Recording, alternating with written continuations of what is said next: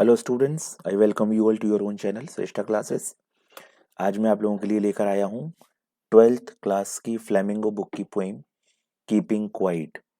और इस पोइम में आज मैं आप लोगों को बताने वाला हूँ इसका एक्सप्लेनेशन, डिफ़िकल्ट वर्ड मीनिंग्स और पोइम में यूज़ होने वाले पोइटिक डिवाइसेस, और इसके साथ साथ जो बच्चों को प्रॉब्लम आती है पोइम के टोन और मूड को समझने में, ये सारी चीज़ें। तो चलिए आगे चलते हैं।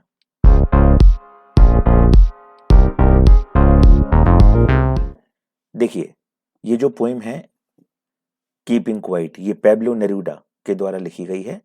तो पोइम को शुरू करने से पहले मैं इनके बारे में आपको इंट्रोडक्शन बता देता हूँ। पैब्लो नेरूडा, जिनका जन्म 1904 को हुआ था and he was died in 1973।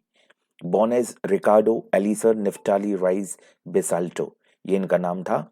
And he was a renowned Chilean poet, है ना। तो ये एक चिलियन पोइट थे, डिप्लोमैट थे और पॉलिटिकल फिगर के नाम से अच्छी तरह से जाने जाते थे। And widely regarded as one of the greatest poets of 20th century. 20th century की अगर बात की जाए तो उनके एक ये प्रोमिनेंट पोइट्स में से एक थे। एंड ही स्टार्टेड राइटिंग, यानी Neruda began writing at a young age. बहुत ही यंग एज से उन्होंने अपनी राइटिंग को शुरू कर दिया था। And published his first collection at just 19, और 19 वर्ष की उम्र पे ही उन्होंने अपना पहला कलेक्शन दिया था। His poetry spans a wide range of themes, including love, nature, political struggle and human introspection. यानी इनकी जितनी भी पोइम्स हैं वो कई सारे मैसेजेस देती हैं, जैसे लव, नेचर, पॉलिटिकल स्ट्रगल के बारे में, और specially human introspection. Human introspection क्या है? यानी बिल्कुल एकदम शांत हो जाना, है ना, एकदम बिल्कुल इनएक्टिव हो जाना, जो कि आज की ये जो पोइम है इस पर आधारित है। He became known for his passionate and lyrical style. ये अपनी इस स्टाइल के लिए, लिरिकल स्टाइल के लिए जाने गए थे, और बहुत ही ज़्यादा पैशनेट पोइट थे। Using rich imagery and symbolism, इनकी पोइम में बहुत ही अच्छा सिंबलिज्म देखने को मिलता है, जो कि आगे मैं इस पोइम में आपको बताऊंगा।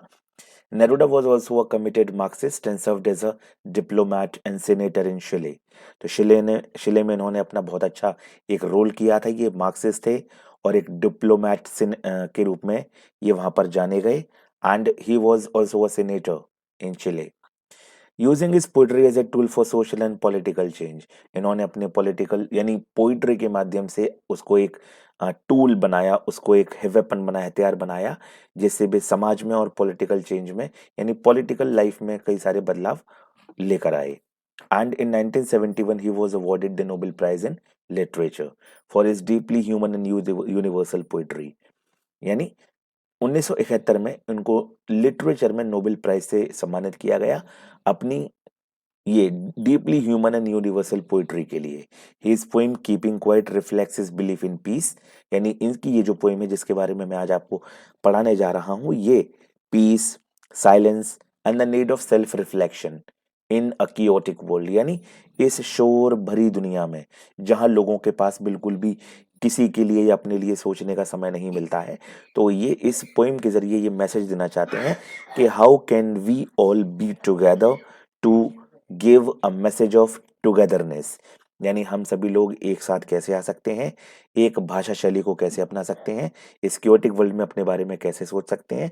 तो इस पोइम के जरिए वो आपको ये मैसेज देंगे। नेरूडा's legacy continues to inspire readers globally with his powerful voice for both soul and society। इनकी पोइम के माध्यम से ये एक बहुत अच्छी आवाज, बहुत अच्छा संदेश लोगों तक पहुंचाना चाहते हैं, जो उनके लिए, सोल एंड सोसाइटी के लिए बहुत ही लाभप्रद साबित होगा। तो देखिए आगे मैं आपको लेके चलता हूँ इस पोइम के इंट्रोडक्शन के बारे में। इस पोइम में आपको देखिए क्या क्या देखने को मिलेगा, मैं आपको बताता हूँ। A reflective symbolic poem promoting peace, introspection and silence, यानी शांति और एकदम इंट्रोस्पेक्शन, बिल्कुल अपने आप में विलीन हो जाना, एकदम शांत मन से सोचना। And silence advocates for stillness, stillness कहते हैं बिल्कुल inactivity, inactivity in the sense कुछ पल के लिए अपने सारे काम को रोक देना और अपने आप में खो जाना, अपने बारे में सोचना। To understand ourselves with the world better, तो जिससे हम कुछ समय अपने लिए निकालें और इस दुनिया को अच्छी तरह से समझ सकें। और इस पोएम की खासियत है कि ये फ्री वर्स में लिखी गई है, इसमें कोई भी राइम स्कीम यूज नहीं हुई है। Next point, universal peace through stillness.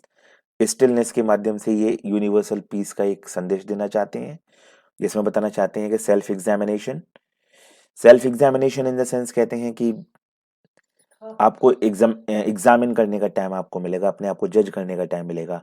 और वननेस विद ह्यूमैनिटी, जो किस तरह से लोग एक साथ अपने आप टुगेदरनेस को साबित करेंगे या उसका एक संदेश देंगे, कैसे लोगों को समय मिलेगा अपने बारे में सोचने का ही, तो ये सारी चीजें इसमें जिक्र की जाएंगी। A call to stop destructive activities and embrace calmness. जितनी भी डिस्ट्रक्टिव एक्टिविटीज हैं, चाहे वो वॉर हो, फाइट हो, जेलिसी हो, इन सारी चीजों को स्टॉप यानी उसको रोकने के बारे में भी, उनको कैसे कंट्रोल करना है और कामनेस को कैसे लाना है, मनुष्य को उन सारी चीजों में कैसे कंट्रोल करना है, कैसे रिलेट करना है, उसके बारे में भी इस पोएम में बताया जाएगा। In this poem, Neruda talks about the necessity of being quiet and also talks about introspection and creating a feeling of mutual understanding among human beings. तो वो बताते हैं कि कैसे ये बहुत ही आवश्यक है कि अगर आप कुछ पल के लिए बिल्कुल शांत हो जाते हैं, और वो इसके बारे में भी बात करते हैं कि इंट्रोस्पेक्शन के जरिए आप कैसे म्यूचुअल अंडरस्टैंडिंग क्रिएट कर सकते हैं अपने आपस में लोगों के बीच। तो जब आप पोइम को पढ़ेंगे तो उसमें स्टार्टिंग में देखेंगे what you read, what does the title of the poem suggest to you, यानी इस पोइम का जो टाइटल है वो आपको क्या सजेस्ट कर रहा है, वो मैं भी आपको बताता हूँ।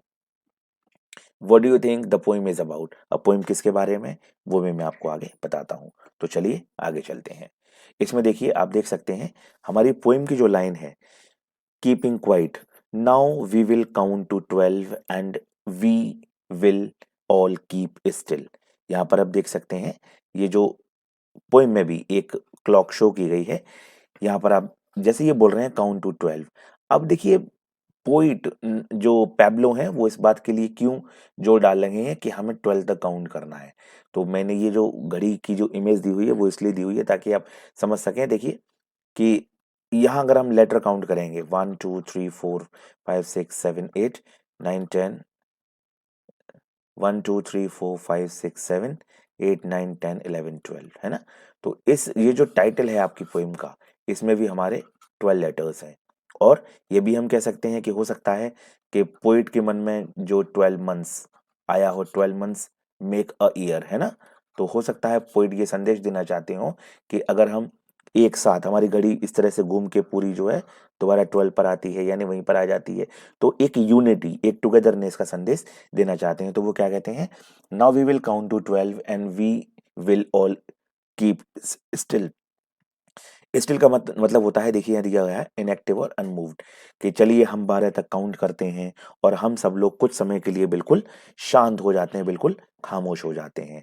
वो ऐसा क्यों कहते हैं, देखिए, for once on the face of the earth let's not speak in any language, let's not stop for 1 second, let's stop for 1 second and not move our arm so much. कहने का मतलब, इस पृथ्वी पर अगर हम कुछ पल के लिए शांत हो जाते हैं, for once on the face of the earth let's not speak in any language, यानी अगर लोग जितने भी अलग अलग तरह की जो भाषाएं बोलते हैं हमारे देश में, तो अगर वो सारे लोग बिल्कुल शांत हो जाते हैं, किसी भी तरह की कोई एक्टिविटी नहीं होती है, लेट्स स्टॉप फॉर 1 सेकेंड, अगर कुछ पल के लिए ही अपनी इन सारी एक्टिविटीज को हम पूरी तरह से बंद कर देते हैं, and not move our arm so much का मतलब है कि हम जितने भी काम में इन्वॉल्व हैं, जो काम अपने कर रहे हैं, उन सारे कामों को अगर रोक देते हैं, तो क्या होता है, देखिए, it would be an exotic moment. Exotic means यहाँ दिया हुआ है, देखिए, स्ट्रेंज, यानी जब पूरी दुनिया पर एक खामोशी छा जाएगी, बिल्कुल चारों ओर शांत हो जाएगा, तो आप देखेंगे ये जो मोमेंट होगा ये बहुत ही ज्यादा स्ट्रेंज होगा। स्ट्रेंज क्यों होगा, क्योंकि there will be no rush without engines, we would all be together in a sudden strangeness, यानी इस पूरी पृथ्वी पर अगर हम एक पल के लिए शांत हो जाते हैं तो बिल्कुल भी भीड़ नहीं होगी। विदाउट इंजन्स मीन्स बिल्कुल भी जो व्हीकल्स का मूवमेंट है, जो लोगों का चलना फिरना है, या मशीनों की जो आवाज़ है, जो लोगों की चलने की आवाज़ है, उसमें बिल्कुल भी शोर नहीं होगा। एक खामोशी छा जाएगी और ये बहुत ही स्ट्रेंज एटमोस्फियर क्रिएट होगा जो हम महसूस कर पाएंगे। आगे देखिए, Fishermen in the coal sea would not harm whales, and the man gathering salt would look at his hurt hands. कहने का मतलब अगर कुछ पल के लिए जो फिशरमैन है जो कोल्ड सी में वेल्स को पकड़ रहे हैं, मछलियों को पकड़ रहे हैं, वो अगर अपनी इन एक्टिविटीज को करना बंद कर देंगे तो ये जो एग्जॉटिक मूवमेंट होगा तो वहां पर जो मछलियां हैं, जो ये छोटे छोटे जंतु हैं, ये अपनी जान नहीं गवा पाएंगे, ये बच पाएंगे उन सारी चीजों से। और वो सारे लोग जो वहां पर नमक इकट्ठा करते हैं, आप इस इमेज में देख सकते हैं, उनको भी थोड़ा सा समय मिल पाएगा जब वो बिल्कुल शांत बैठेंगे तो अपने वुंडेड हैंड्स को देखने का कि आखिर काम करते करते उन्होंने अपने हाथों को भी नहीं देखा। तो जब ये सारी चीजें एकदम शांत हो जाएंगी, लोग कुछ भी काम नहीं करेंगे, तो अपने लिए थोड़ा सा कुछ सोच पाएंगे। आगे देखिए, those who prepare grain wars with gas, wars with fire, victories with no survivors, would put on clean clothes and walk about with their brothers in the shade doing nothing। कहने का मतलब ये है कि यहाँ पर पोइट बताना चाह रहे हैं कि वो सारे लोग, those who prepare wars का मतलब है he speaks about the wars against the humanity and environment। जो लोग डिफोरेस्टेशन कर रहे हैं, ग्रीन वॉर्स का मतलब डिफोरेस्टेशन, और वॉर्स विद गैस का मतलब pollution and battles, and shade means protection. कहने का मतलब वो क्या कर रहे हैं, आप देख रहे हैं, wars that bring death and destruction, wars that leave none of the celebrate victory. यानी एक ऐसी लड़ाई जिसमें लोग लड़ तो रहे हैं लेकिन अपना ही नुकसान कर रहे हैं, अपने ही ब्रदर्स को क्या कर रहे हैं, वो नुकसान पहुंचा रहे हैं, अपने ही भाइयों को खत्म कर रहे हैं, क्या कर रहे हैं। And then would put on clean clothes and walk about with their brothers. इसका कहने का मतलब है कि क्यों ना इन सारी चीजों को खत्म किया जाए, और एक क्लीन क्लोथ्स का मतलब है हमें एक नए कपड़े पहने जाए, नए कपड़े इन द सेंस हमें एक नई सोच को अमल में लाना होगा, हमें एक नए नजरिए से सोचना होगा, जिसमें then the poet implies that जितने भी वॉर टोन वर्ल्ड हैं should be replaced by one, कि एक ऐसा एटमॉस्फेरिक कंडीशन होगी जिसमें पीस होगी, ब्रदरहुड होगा और हार्मनी होगी। जब ये सारी चीजें देखने को मिलेगी तो उस पृथ्वी का जो माहौल होगा वो बहुत ही ज्यादा एग्जॉटिक होगा। आगे देखिए, what I want should not be confused with total inactivity. Life is what it is about. I want no truck with death। कहने का मतलब अब वो एक तरफ जो मैसेज दे रहे हैं कि हमें बिल्कुल इनएक्टिव हो जाना चाहिए, हमें बिल्कुल मूव नहीं करना चाहिए, हमें बिल्कुल शांत हो जाना चाहिए, तो इन सारी चीजों को कहते हुए वो अपनी बात को यहाँ भी स्पष्ट कर रहे हैं कि मेरा जो कहने का मतलब है वो बिल्कुल भी कंफ्यूजिंग नहीं है। क्यों नहीं है, वो ये कह रहे हैं मेरा विद टोटल इनएक्टिविटी से मतलब ये है, life is what it is about, I want no truck with death. Total inactivity, वो किसी भी डेथ के बारे में बात नहीं कर रहे हैं, वो कह रहे हैं केवल you can relax your mind, you can get piece through all this, है ना। तो वो नहीं चाहते कि लोग अपने आपस में लड़ें, और वो इस तरह की साइलेंस बिल्कुल नहीं चाहते जिसमें लोग क्या करें, एक दूसरे को टॉलरेट करें। या देखिए, to have no truck with का मतलब है टू रेफ्यूज टू एसोसिएट और deal with, refuse to tolerate something. यानी कोई ऐसी कंडीशन ना आए जिससे लोगों का नुकसान हो, और वो बिल्कुल भी लोगों को इस कंडीशन में नहीं देखना चाहते हैं। आगे देखिए, if we were not so single minded about keeping our lives moving and for once could do nothing, perhaps a huge silence might interrupt this sadness of never understanding ourselves and of threatening ourselves with death। अगर हम इन सारी चीजों के बारे में नहीं सोचेंगे, कहने का मतलब if we not single minded, यहां पर हम आपको बताना चाहते हैं कि उनका कहने का मतलब ये है कि वो ये एडवाइस कर रहे हैं कि जितने भी लोग हैं उन they should stop being self centred and selfish. लोगों को सोचना होगा, उनको सेल्फ सेंटर्ड होना होगा, उनको सेल्फिश बिल्कुल नहीं होना होगा, है ना।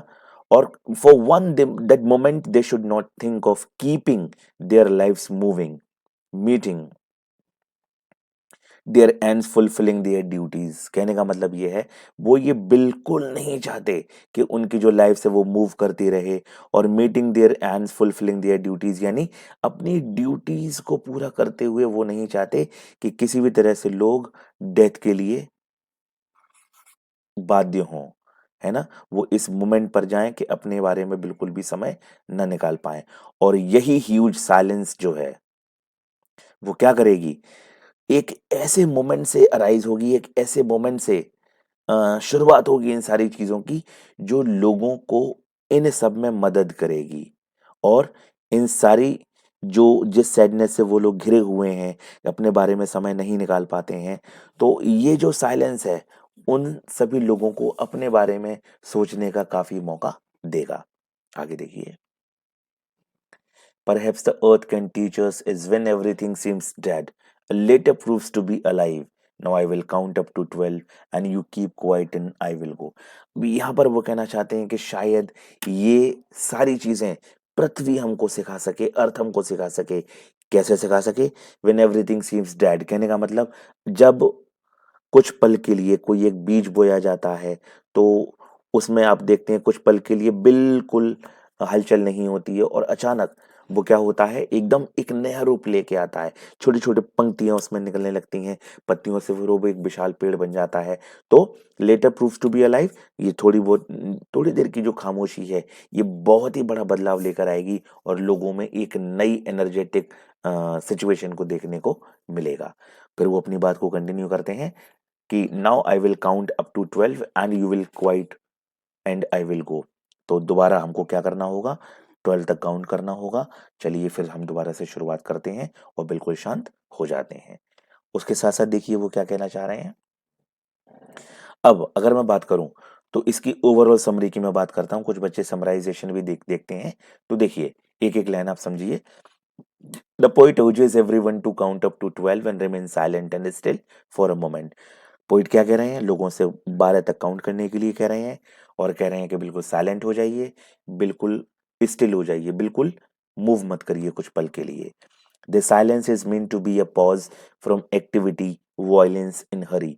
इस साइलेंस का मतलब है कि वो जितनी भी एक्टिविटी लोगों के बीच चल रही हैं, जल्दबाजी और अपने बारे में ना सोचना, वॉयलेंस और हरी अप, इन सारी चीजों से लोगों को थोड़ी देर के लिए पॉज मिलेगा।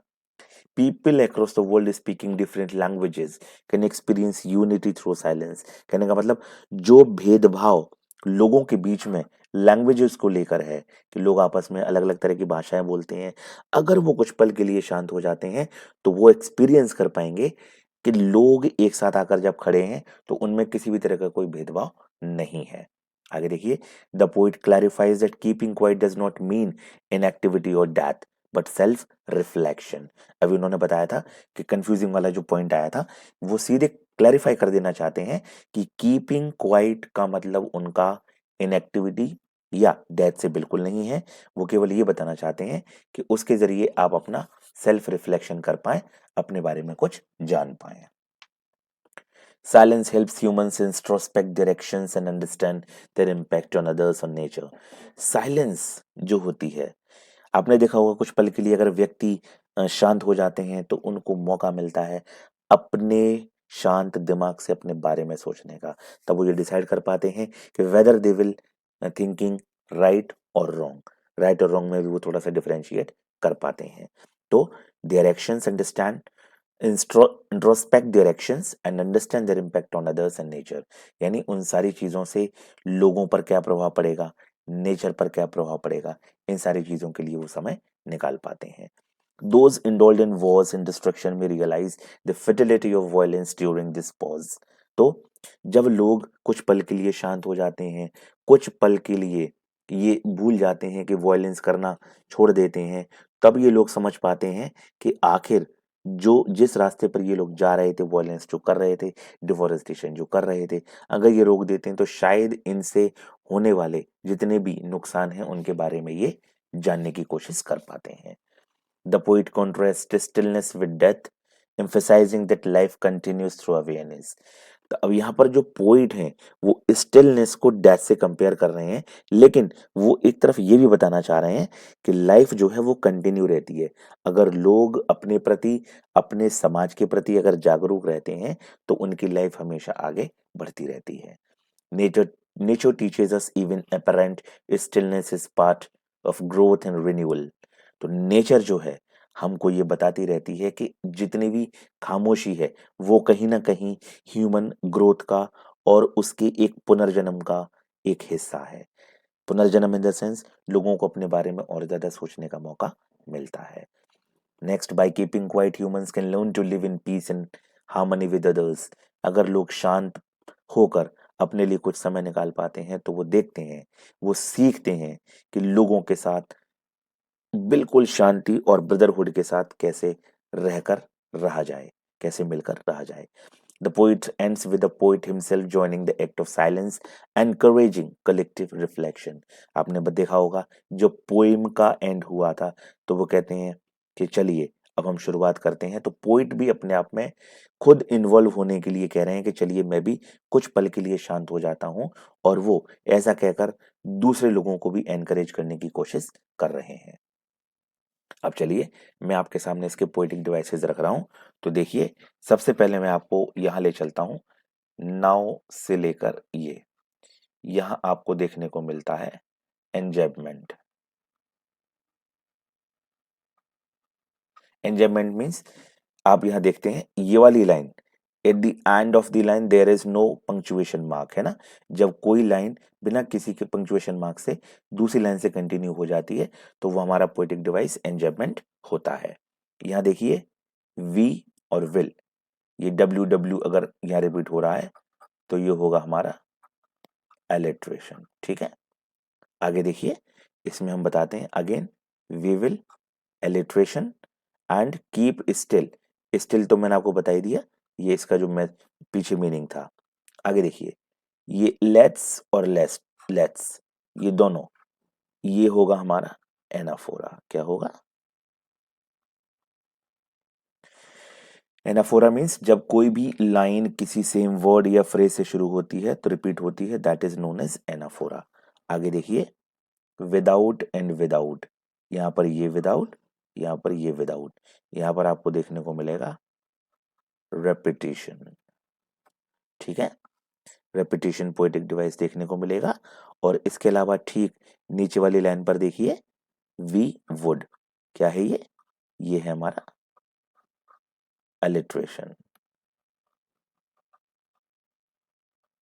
ठीक है। उसके अलावा देखिए सडन स्ट्रेंजनेस, यहां भी आप देख सकते हैं एस एस, यहाँ पे भी एलिट्रेशन देखने को मिलता है। आगे देखिए इस पूरे स्टेंजा में आपको क्या देखने के लिए मिलेगा? एंजॉयमेंट, ठीक है। यहाँ पर देखिए कोई भी एंड में पंक्चुएशन मार्क नहीं है, ठीक है। आगे देखिए his hurt hands, his hurt hands, क्या है ये? एलिट्रेशन। पोएटिक डिवाइसेस को ध्यान से देखते रहिएगा। आगे देखिए यहाँ पर जो ग्रीन वॉर्स है ये क्या है हमारा? सिंबोलिज्म। जैसा कि मैंने आपको बताया था पीछे मीनिंग में आपको बताया था, ये क्या शो कर रहा है? डिफोरेस्टेशन, है ना। और यहाँ भी सिंबोलिज्म देखने को मिलता है। वॉर्स विद फायर का मतलब है वो बैटल्स जो लोग आपस में लड़ते हैं, ठीक है। क्लीन क्लोथ्स, ये भी सिंबोलिज्म देखने को मिलता है। सिंबोलिज्म, क्लीन क्लोथ्स का मतलब है आप कह सकते हैं कि यहाँ पर न्यू थिंकिंग को दर्शाया गया है, ठीक है। शेड, शेड को आप ले सकते हैं प्रोटेक्शन, यह भी आप सिंबोलिज्म देखने को मिलता है, ठीक है। आगे चलते हैं, इसमें देखिए what I want should not be confused with total inactivity. यहां से देखिए इफ वी वर, ये देखिए ये दो लाइन, यहां पर आपको एंजॉयमेंट देखने के लिए मिलता है। यहाँ देखिए कोई भी पंक्चुएशन मार्क नहीं है, ठीक है। अच्छा अब आ जाइए इधर, ये देखिए यहां पर भी आपको एंजॉयमेंट देखने के लिए मिलता है, ठीक है। और यहां पर देखिए अर्थ कैन टीचर्स, यहाँ यहाँ कौन सा पोएटिक डिवाइस लगेगा? पर्सोनिफिकेशन, यानी अर्थ यहाँ पर टीचिंग का काम कर रही है, ठीक है। और ये जो लाइन है ये हमारा रिपीटेशन, ठीक है। और यहां पर दोबारा देखिए एंजॉयमेंट, यहां पर भी कोई पंक्चुएशन मार्क नहीं है। इतना ही नहीं, इसके आगे देखिए, कई बार बच्चे इस बात को लेकर कंफ्यूज हो जाते हैं कि, या टीचर्स भी उनसे पूछ लेते हैं कि वो इमेजेस जो आपको पोएम में दी गई हैं वो क्या दर्शाती हैं। तो देखिए मैं क्लियर करता हूं, यहाँ पर देखिए ह्यूमन फिगर जो ट्री की तरह दिया गया है, the person is drawn with arms raised blending into tree branches with leave, this symbolizes the deep connection between humans and nature. कहने का मतलब ये है, ये जो आप हाथ में पत्तियां देख रहे हैं और पैरों में जड़ें देख रहे हैं, तो इसका मतलब है कि जो ह्यूमन है वो पूरी तरह से नेचर से जुड़ा हुआ है। Roots at the feet, the roots coming from the feet suggest that humans, like trees, are grounded in the earth, emphasizing the importance of it staying connected to nature and practicing its stillness and reflection. कहने का मतलब यहाँ ये दर्शाता है कि व्यक्ति को अपनी ह्यूमन क्वालिटी को दर्शाते हुए नेचर से जुड़े रहना चाहिए। लीव्स क्या दर्शा रही हैं देखिए, the leaves growing from the arms imply growth, ये बता रही हैं कि नेचर से जुड़ा रहे लेकिन व्यक्ति वो हमेशा ग्रो करता रहे। पीस एंड रीजनरेशन, पुनर्जन्म जो मैंने आपको बताया था। Themes that align with the poet's message of taking a pause to reflect, avoid distraction and promote harmony. कहने का मतलब अगर वो कोई भी व्यक्ति पृथ्वी से नेचर से जुड़ा रहेगा और एक संदेश पहुंचाएगा, लोगों को ये जागरूक करेगा कि हमें डिस्ट्रक्शन को अवॉइड करना चाहिए, इसके जरिए वो लोगों में काफी ब्रदरहुड को बढ़ावा दे सकता है। अगले जो इमेज है वो क्या है देखिए, आप देख सकते हैं इस इमेज में विमेन इन अ फ्लोइंग रोब विद अ लैम्प, एक पोशाक पहनी हुई है, हाथ में दिया लिए हुए है। इसमें देखिए the figure looks like a serene women draped in a long veil और रोब, वेल कहते हैं घूंघट, holding a lamp with a flame, this often represents knowledge और एनलाइटमेंट, यानी लैम्प जो है वो नॉलेज का प्रतीक है। Peace and calmness, gentle posture and flowy robe, जो फ्लोरी रोब है, ये जो उनकी पोशाक जो आपको देखने को मिल रही है, ये एक कामनेस शो कर रही है, एक शांति। Purity and wisdom, sometimes associated with the guiding spiritual presence हो मदरली फिगर, तो इस तरह का जो फिगर है वो प्योरिटी और विजडम यानी बुद्धि को दर्शाता है ना। आगे देखिए, इसकी अगर मैं टोन की बात करूं तो टोन पोइम की देखिए क्या है, the tone refers to the poet's attitude towards the subject, जो पोइट का एटीट्यूड है वो इसके लिए क्या दर्शाता है देखिए, काम एंड रिफ्लेक्टिव टोन है। इसमें poet speaks in a soothing and meditative manner, एक अंतर ध्यान होने के लिए वो बात करते हैं, और encouraging stillness and inner thought, जिससे लोग अपने आंतरिक शक्ति को जानने की कोशिश कर सकें।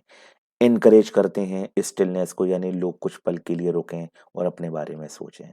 दूसरी टोन इसकी हो सकती है फिलोसफिकल, कहने का मतलब narrate explores deep ideas about life, humanity and existence, human की उत्पत्ति का कारण क्या है, क्या रीजन है, उद्देश्य क्या है, लाइफ के आइडियाज के बारे में ये सारी चीजें दर्शाते हैं।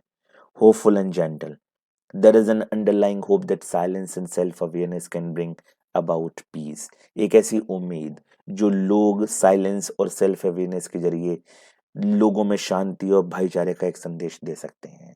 उसके अलावा urging means without being forceful the poet urges reader to pause and reflect, यानी पोइट ने अपनी बात को बिना किसी आदेश के दिए हुए रीडर से कहा है कि आप थोड़ी देर के लिए पॉज होइए और इन सारी चीजों को रिफ्लेक्ट करके देखिए। मैसेज ऑफ द पोएम की अगर हम बात करें तो ये पोएम मैसेज क्या दे रही है, the poet does not want us to stop living but to live meaningfully, poet हमसे ये नहीं कह रहे कि हमें जीना छोड़ देना चाहिए, जीना चाहिए लेकिन उसका कोई उद्देश्य होना चाहिए, उसका कोई मतलब होना चाहिए। In quietness we can break free from selfishness and violence, आपको पोएम में ही बताया गया था कि क्वाइटनेस का मतलब है कि हम अपनी सेल्फिशनेस को पूरी तरह से हटा दें, वॉयलेंस को पूरी तरह से छोड़ दें। Promotes introspection, compassion and unity, यानी हम किसको, इंट्रोस्पेक्शन को प्रमोट करें, कंपैशन को एंड यूनिटी को। लोगों के अंदर दया भावना हो, सेल्फ सेल्फिशनेस ना हो, यूनिटी हो, ब्रदरहुड हो। तो ये थी आपकी पोइम। उम्मीद है आप सभी लोगों को अच्छी लगी होगी। तो अपने दोस्तों को ये जरूर शेयर करें। 12th के बच्चे जो बोर्ड की तैयारी कर रहे हैं उनके लिए ये पोइम बहुत ही हेल्पफुल कारगर होगी। आज के लिए इतना ही। Thank you everyone.